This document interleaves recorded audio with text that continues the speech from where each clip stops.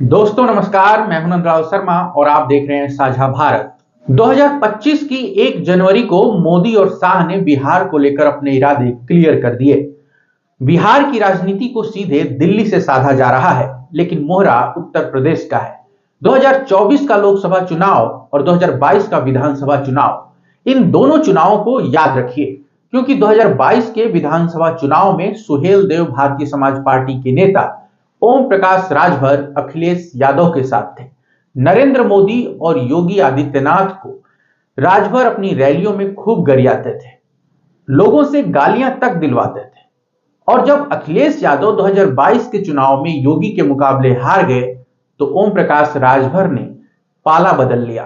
वे भाजपा में चले गए और अभी योगी सरकार में मंत्री हैं। 2025 शुरू होने से पहले राजभर ने एनडीए से अलग होने का संकेत दिया।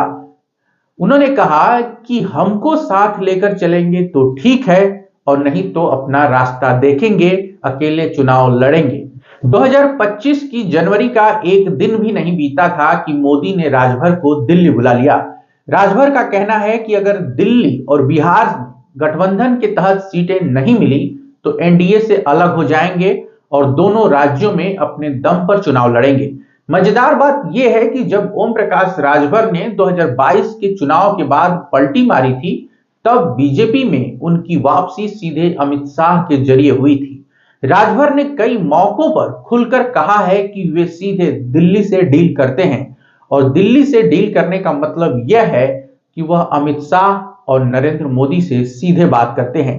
1 जनवरी 2025 को राजभर ने मोदी से मुलाकात की और यह साफ कह दिया कि उनकी पार्टी दिल्ली और बिहार में लड़ने को तैयार है। सवाल यह है कि जब राजभर यह बात कहते हैं तो इसके पीछे कौन है, क्योंकि बिहार या दिल्ली में राजभर का चुनाव लड़ना सीधे तौर पर बीजेपी गठबंधन के खिलाफ जाएगा। बीजेपी और नीतीश कुमार का गठबंधन अभी टूटा नहीं है। चर्चाएं हैं, कयास लगाए जा रहे हैं कि नीतीश कुमार पलटी मार सकते हैं। नरेंद्र मोदी और जेपी नड्डा के पास नीतीश कुमार से मिलने का टाइम नहीं है, जबकि नरेंद्र मोदी ओम प्रकाश राजभर से सीधे मिलते हैं, नए साल पर मिलते हैं, पूरा समय निकालते हैं। तो क्या ओम प्रकाश राजभर में कुछ खास बात है? जी हां, राजभर अति पिछड़ी जातियों से आते हैं और बिहार में अति पिछड़ों की संख्या 36% से ज्यादा है। तो अगर ओम प्रकाश राजभर बिहार में अलग चुनाव लड़ते हैं तो सीधे नीतीश कुमार का वोट काटेंगे, क्योंकि नीतीश कुमार को अति पिछड़ों का वोट मिलता रहा है और इसी वोट पर मोदी शाह की निगाह है। 2024 के लोकसभा चुनाव में ओम प्रकाश राजभर बीजेपी के साथ थे। पार्टी ने राजभर को घोसी लोकसभा सीट दी थी और वहां से ओम प्रकाश राजभर के बेटे चुनाव लड़े थे। हालांकि अरविंद राजभर को जीत नहीं मिली।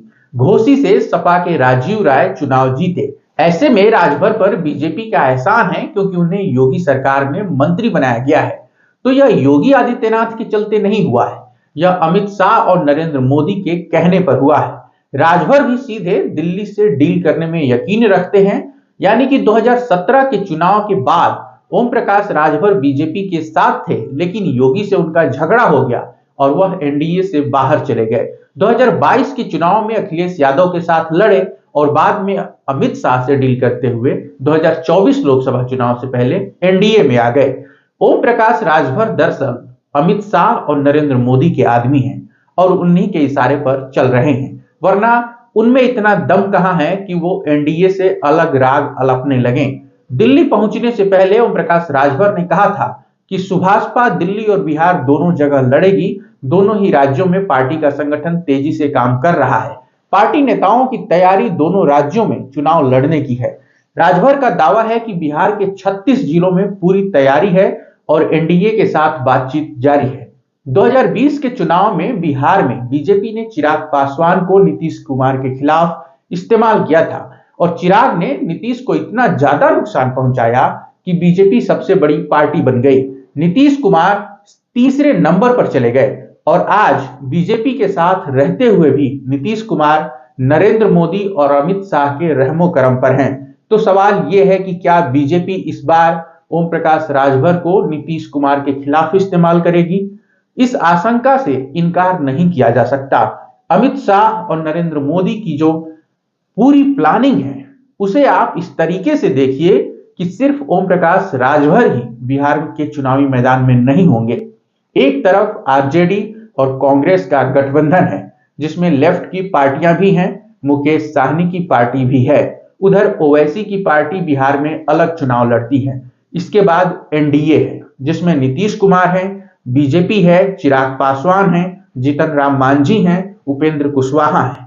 इन सबके अलावा दो पार्टियां और हैं, प्रशांत किशोर की जनसुराज और आरसीपी सिंह की पार्टी। प्रशांत किशोर बिहार में एक्टिव हैं। छात्रों के आंदोलन में प्रशांत किशोर पूरी तरह कूद चुके हैं और बीपीएससी ने छात्रों की बात मानने से इनकार कर दिया है। क्या इसलिए कि छात्रों का प्रदर्शन लंबा चले और दिल्ली को राजनीति करने का पूरा मौका मिले? याद रखिए कि बीपीएससी चेयरमैन मनोभाई परमार भले ही बिहार काडर के अधिकारी हों, लेकिन उनका ताल्लुक गुजरात से है और यही परमार साहब छात्रों की मांग मानने को तैयार नहीं है।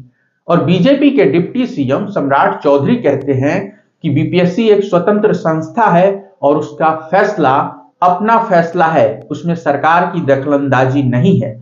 इससे समझ में आता है कि बीजेपी कहां तक सोच रही है। प्रशांत किशोर तेजस्वी यादव पर भी हमला करते हैं, लेकिन बीजेपी पर हमला उस तरीके से नहीं करते हैं जिस तरीके से नीतीश और तेजस्वी यादव पर करते हैं। तेजस्वी तो खुलकर कहते हैं कि प्रशांत किशोर बीजेपी के आदमी हैं। तो क्या बीजेपी नीतीश कुमार के खिलाफ प्रशांत किशोर, ओम प्रकाश राजभर और आरसीपी सिंह को इस्तेमाल करेगी? आरसीपी सिंह ने जब अपनी पार्टी का ऐलान किया था तो उन्होंने स्टैच्यू ऑफ यूनिटी और सरदार पटेल को लेकर नरेंद्र मोदी की जमकर तारीफ की थी। बिहार में चुनाव अभी 6 महीने दूर है, लेकिन कहा जा रहा है कि मार्च के बाद बिहार में कभी भी चुनाव हो सकता है। चुनाव का नियम है कि किसी भी विधानसभा के कार्यकाल समाप्ति के 6 महीने के अंदर चुनाव कराए जा सकते हैं। इलेक्शन कमीशन फैसला ले सकता है और नीतीश कुमार तो चाहते हैं कि जल्द से जल्द चुनाव हो। तेजस्वी यादव और नीतीश कुमार की सक्रियता को देखें तो ऐसा लगता है कि सारी पार्टियां चुनावी मोड में हैं। ऐसे में बीजेपी ने बिहार के 3 खिलाड़ियों की पहचान कर ली है। पहले ओम प्रकाश राजभर, दूसरे प्रशांत किशोर और तीसरे आरसीपी सिंह। इन तीनों का चुनाव लड़ना तय है और आज की स्थिति में तीनों पार्टियां अलग अलग चुनाव लड़ेंगी, यानी तीनों ने 1,000 भी वोट काटा तो 3,000 वोट दो गठबंधन के अलग जाएंगे।